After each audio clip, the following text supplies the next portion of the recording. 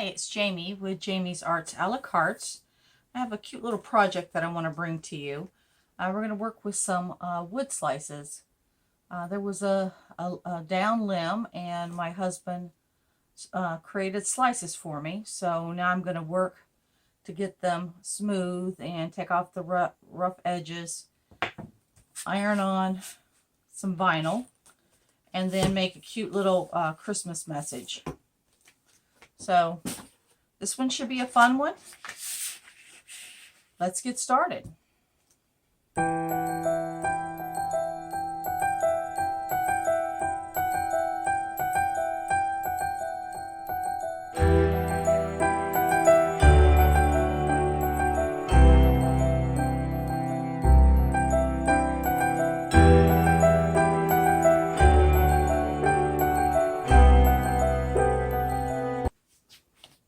All right, we are going to attach a cord.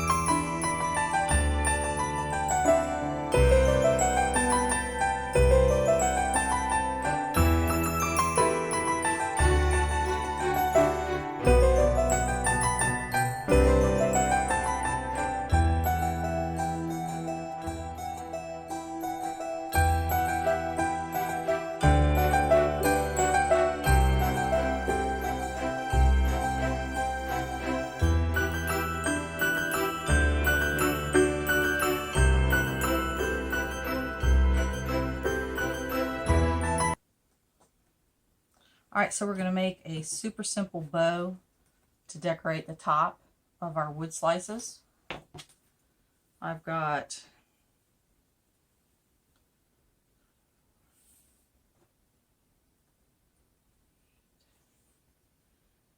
about 50 inches of twine here.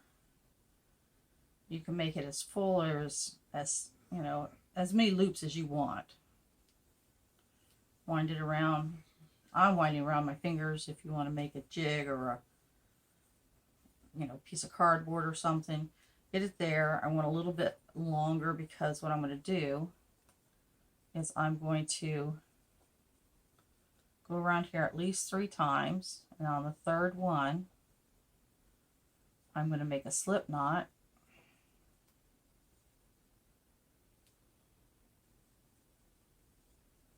I'm going to pull it pretty tight.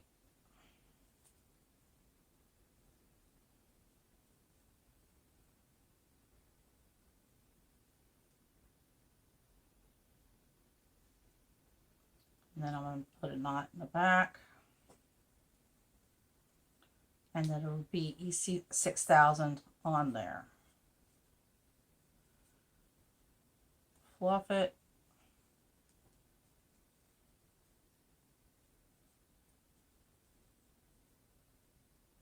And there you go, a cute little bow.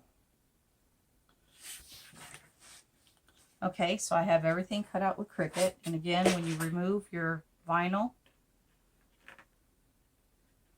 from your cutting mat, turn it upside down so that you can prevent it from curling. I've also cut out all my little words, my decoration, and to weed those easy, I'll probably use my weeding tool. I am keeping the backgrounds on this project because I'm going to use it to make a different kind of wood slice, so I'm being super careful when I'm weeding. Like I I do care if it tears, so I'm being super careful with it. And they're small, so it's not terribly annoying.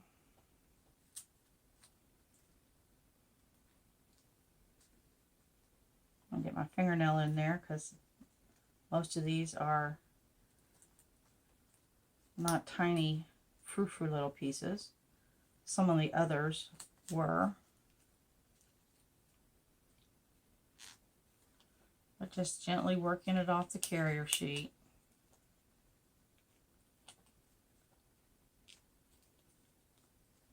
I've got an idea that I want to try with these cutouts, with these backgrounds, with a negative on these. Let's see if I can paint maybe a black background and put this white glitter on there. I think that would be super cute.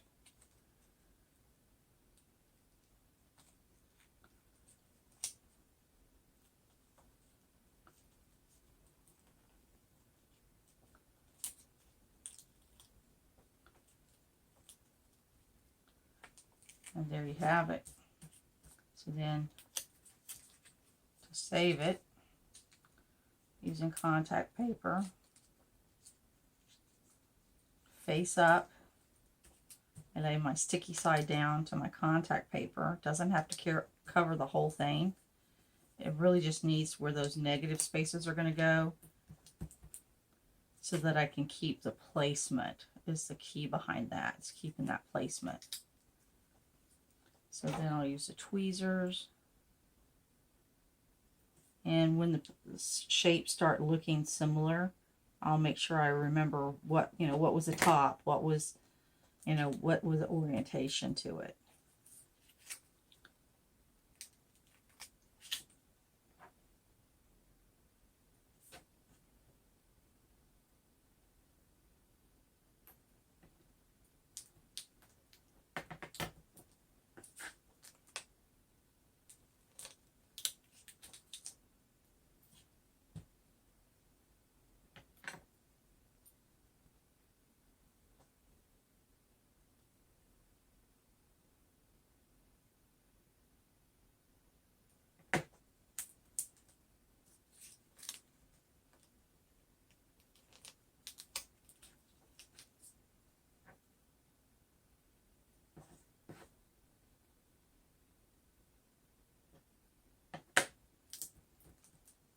And then I'm going to put this in the back, just because I don't want it to come apart until I use it. And one thing I did have to do is I had to tape my glitter to my sheet because it is pretty thick. So this is just the purple tape that I used. I was careful on my mat because I have had issues with this purple tape on the cutting mat in the past. But this, I used it over and over, so it, lessened the tack on the on the purple tape. So this will just make sure all my pieces stay in there until I can put it on the next wood slice. So that's one way I'm using to keep my, use my resources to their fullest ability. All right, let's do that one more time.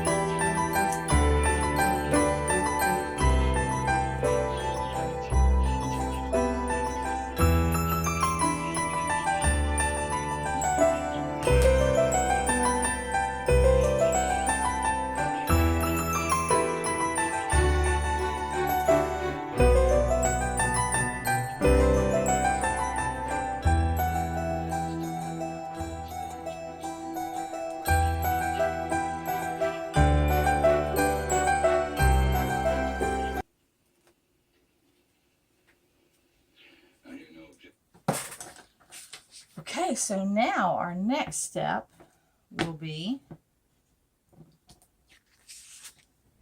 get our Cricut Mini heating up, and we will start to put our front on our wood slices.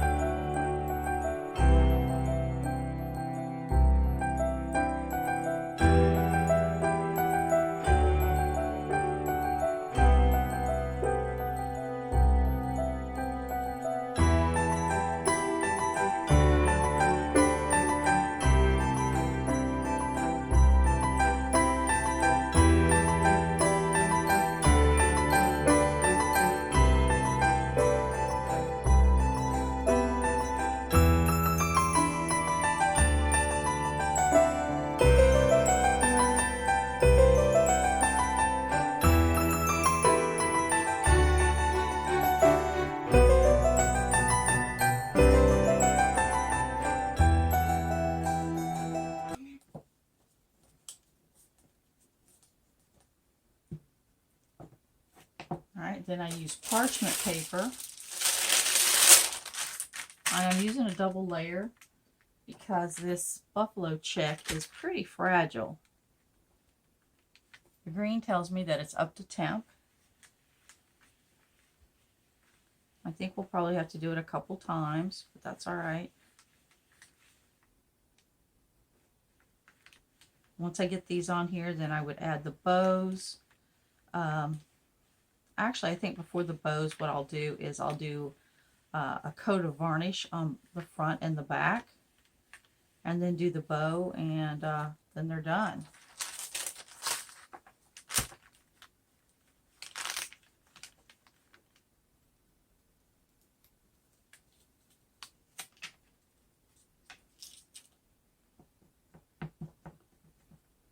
There it is.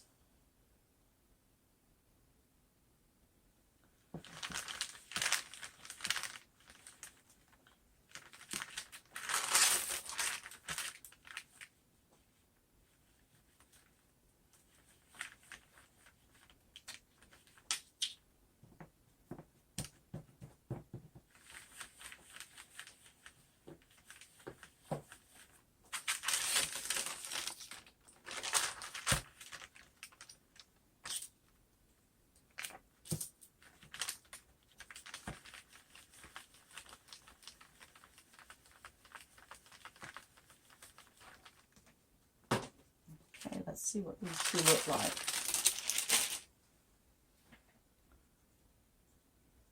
I'm just going to burnish this just slightly.